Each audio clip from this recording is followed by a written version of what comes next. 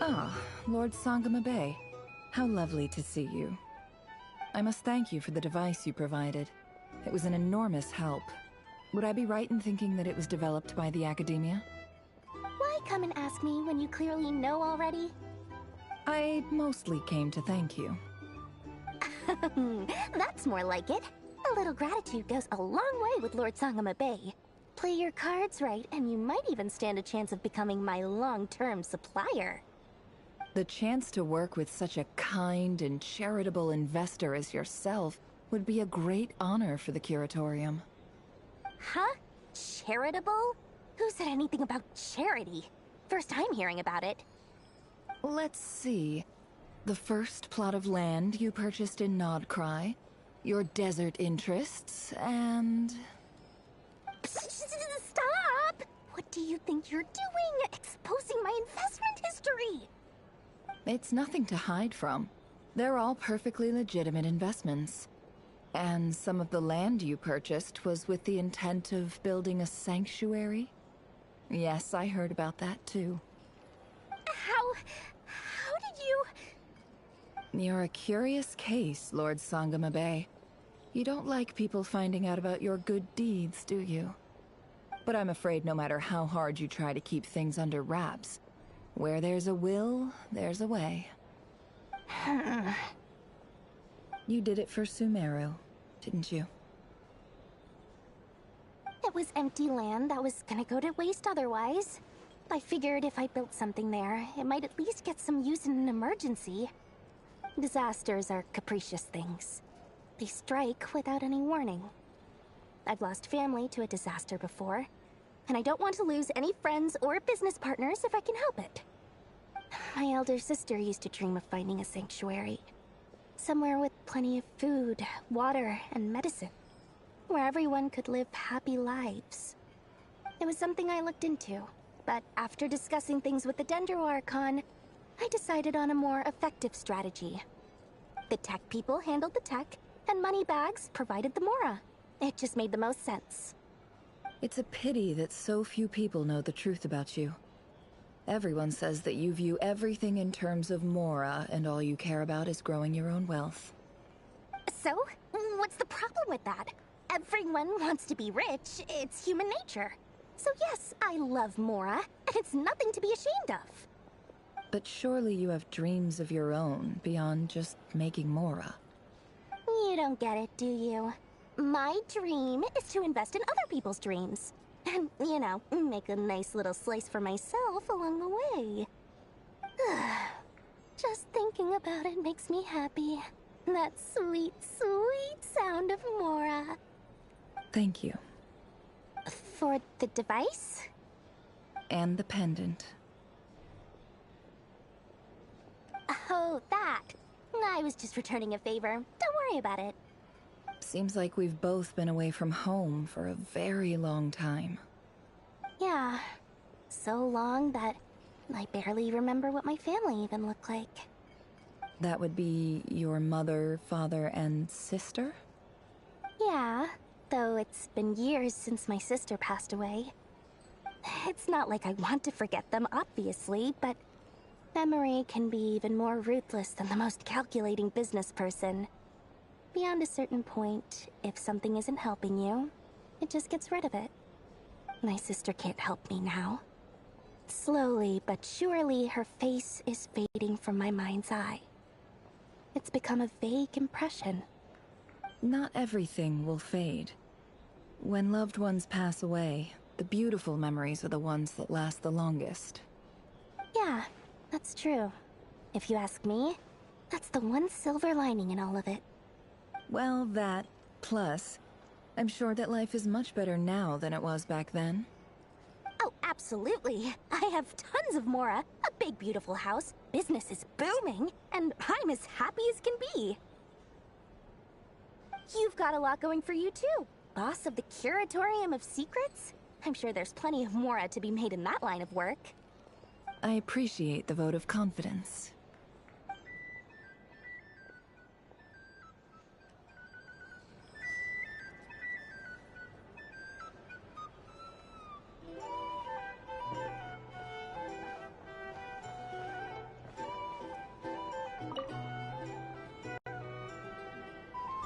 How have you been holding up? Any adverse reactions? If you start to take a turn for the worse, make sure you tell me right away. You don't need to worry about me, Grandmaster. I'm fine. I mean, I barely did anything, so... What? You're too humble, young man. You played an indispensable role in the battle for Nodcry. We can't thank you enough for your support. Sometimes, when people praise you, it's because you deserve it. The best thing is to accept it calmly and with grace. It's important to learn how to respond to words of admiration. Let's do a quick demonstration. Albedo, that was an incredible feat of alchemy. The pressure was on, but you worked flawlessly at lightning speed to get the job done. Thank you. I can't take all the credit, though. Durin played a big part in forming the alchemical array. See? Did you catch that? A masterclass in how to take a compliment. Okay, yeah. I did work pretty hard to help prepare for the battle. No point denying that.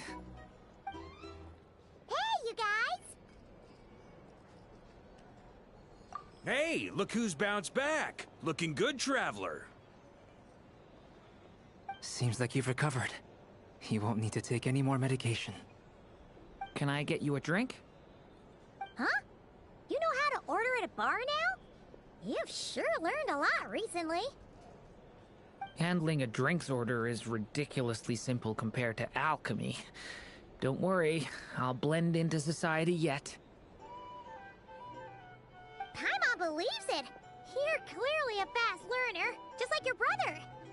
To be totally honest though, Paimon didn't quite follow all the details when you first explained the plan to us. Don't worry, that's completely understandable. Unless you're a student of alchemy, it's hard to grasp the principle and how the process works. To put it in the simplest terms, we saw how our enemy stole the power of Kuvaki. And that gave us the idea of stealing his power to turn it against him. When facing an enemy you have no hope of defeating, it's best not to engage them in battle. So, instead of looking for a way to overpower him, we decided to help Columbina get strong enough to at least stand up to him in a fight. For this to work, we had to analyze his modes of attack, confirm who his main target was, and make sure that he wouldn't go beyond the range of the alchemical array. For added security, we prepared a total of 4 arrays. But to mitigate the impact of the battle, we identified one location in particular as the ideal spot, which is where the confrontation took place. The alchemical array absorbed his abyssal power. Then Durin processed it to render it usable by Columbina. That power enabled her to do what would otherwise have been nigh on impossible. What surprised me was that Dainsleif actually agreed to join us. Given his history with Rerir, he had every right to sit this one out. But we're extremely grateful for the decision he made. It must have been a painful choice to make. But I'm sure that making a decision was far better for him than staying in limbo. Absolutely. He was torn between 2 paths, but in the end, he made his choice and stuck to it resolutely. He doesn't strike me as the sort of person who'd stay trapped in limbo for long. Anyway, however you cut it, everyone gave a stellar performance. And now, it's time to kick back and celebrate.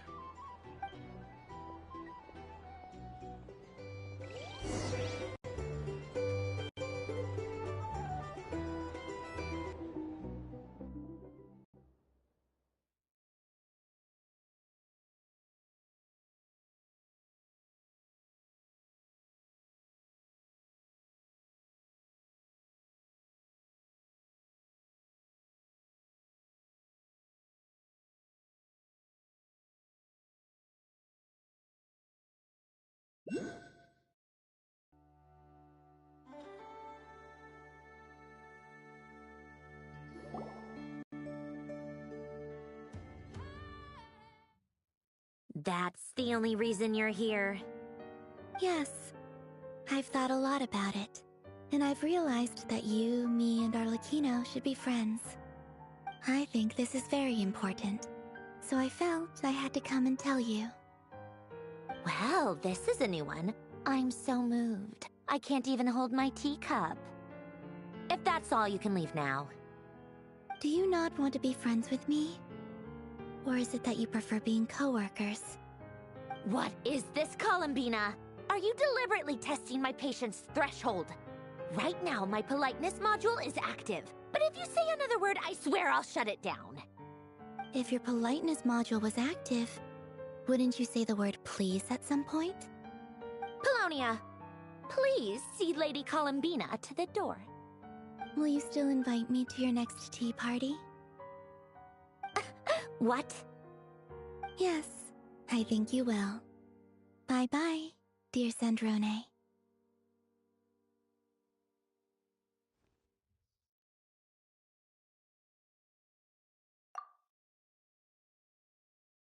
Last time, the Wild Hunt escorted you out.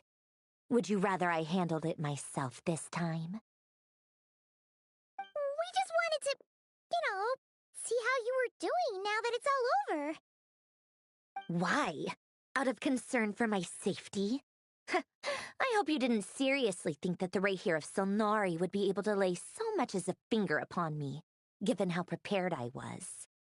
Mostly because you kind of helped us out, so we just wanted to check you were okay. Looks like all your robots are fixed, huh? Oh, don't you worry about that. Tea time is already a write-off. The visitor before you managed to kill my appetite. If you're in the mood for tea, go ahead and help yourself. Otherwise, it's going to waste. My coasters are still missing in action, though. Use this notebook instead. Whoa! Pretty hefty notebook. Look at all those calculations. You can ignore those. They're just dumb scribblings. I doodle and write in my free time.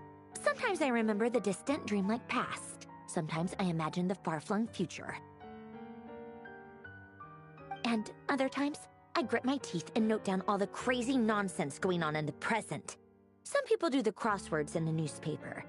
This is my equivalent of that. Trying to predict the future is like daydreaming. And writing about the present just makes me furious. The past is my favorite. If nothing else, it's already set in stone, so I don't have to rack my brains trying to figure it all out. Huh.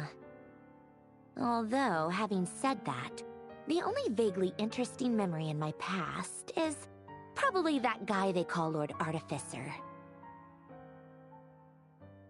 Who else? Pretty much all the mecha in Fontaine are his personal handiwork. Wait, are you saying you know him? Like, personally? As a friend? I mean, I guess we were friendly enough. Yep.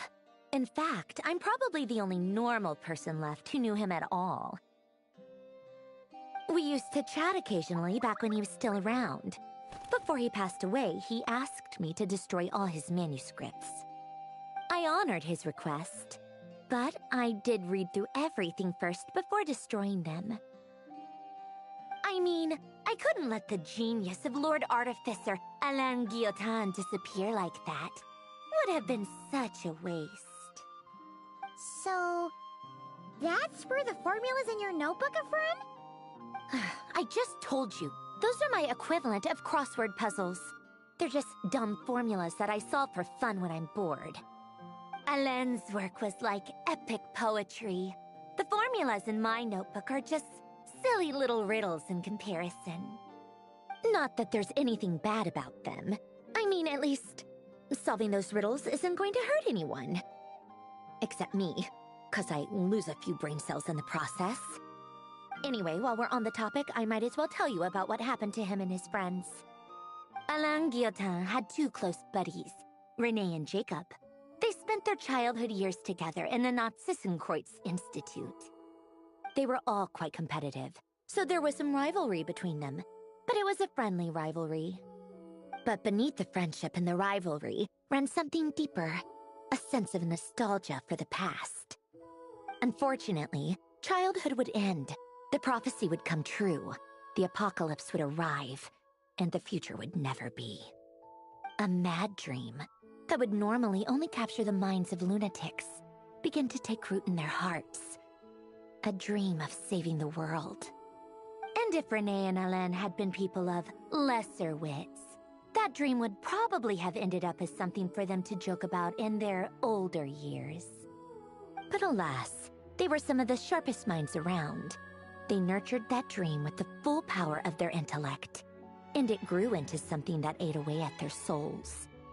The first of them to fall under its spell was Renee. Against Alain's wishes, he persisted in experimenting on a mutual friend of theirs to try and save their life. Alain did not approve and parted ways with Renee. It's complicated. Alain wanted to believe that Renee only did what he did for the sake of their friendship.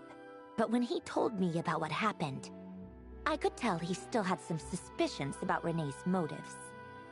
Perhaps the seed that would grow into a nightmare had already sprouted in Renee's mind. Even then. The next time they met, Renee's soul had been completely engulfed by the dream of salvation. His futile attempt to change the tide of fate only resulted in a wave that swallowed up the world, even before the apocalypse came. And although that wave died down eventually, I hear that it just recently came back with a vengeance. As I understand, Renee wanted to live out his dream of salvation once more. But I'm told that the attempted resurgence finally died out for good. At long last, Renee awoke from his deluded dream. Though of course by then it was far too late. What do you think of Renee? Do you admire his transcendent genius? His view that any price was worth paying to achieve the lofty goal of saving the world? Or do you despise him? Dismiss him as an evil madman who wrought havoc on the lives of everyone around him as he pursued his delusional dream? Same difference, really. Just a matter of perspective.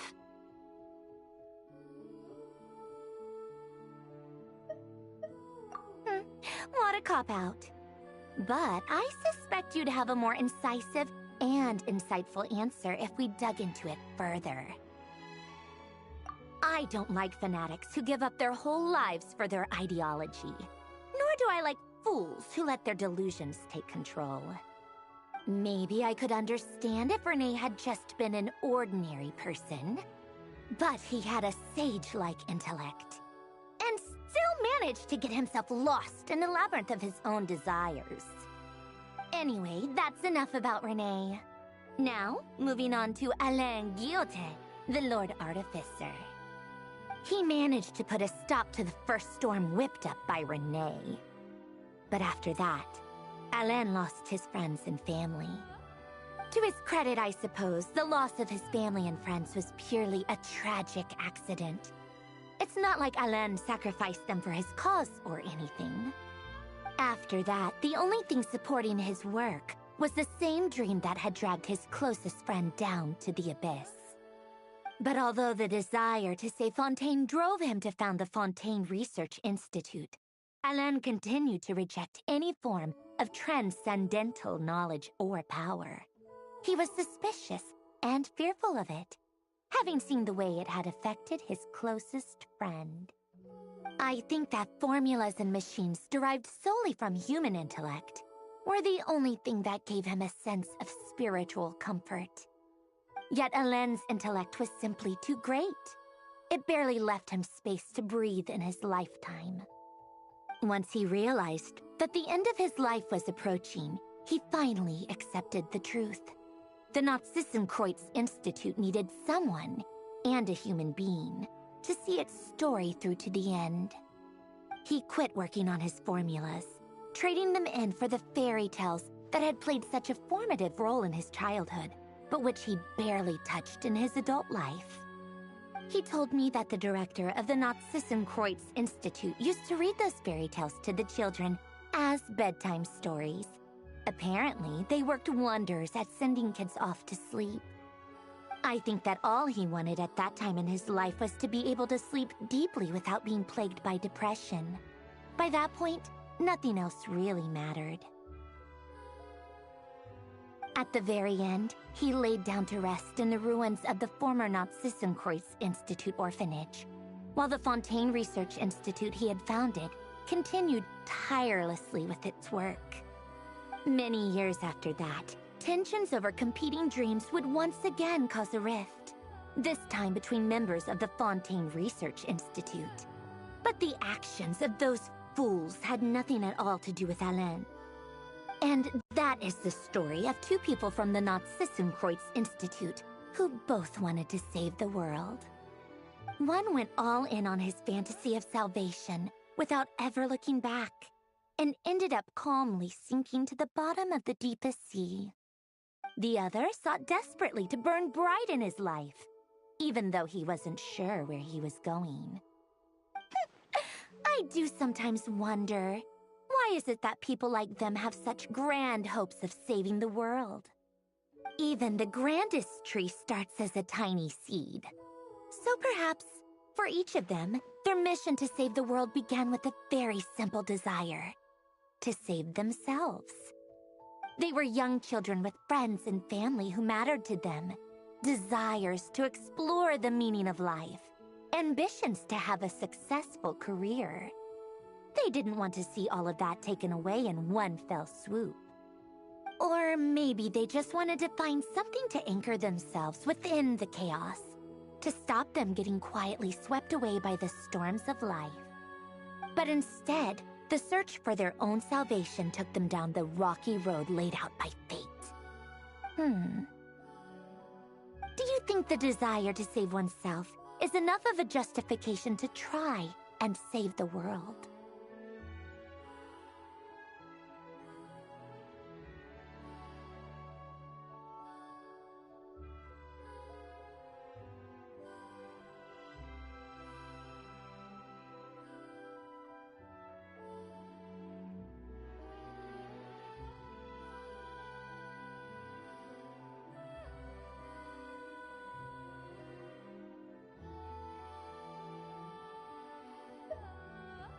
Sensible answer. Glad to know you've got your head screwed on straight. Alain would disagree, though. I asked him the same question back when he was in his prime, putting all of his energy into his work. Yes, it's enough. No elaboration, just a quick, short answer before getting right back to his work. He was always that way. All right, tea time's over. I owe Arlecchino a favor for telling me these stories. I'll have to bring a whole sack of gifts the next time I visit the House of the Hearth. I'm gonna go tinker with Polonia now. You guys can do whatever you want, as long as it doesn't involve interrupting me. Polonia, exit hibernation mode. Begin diagnostics.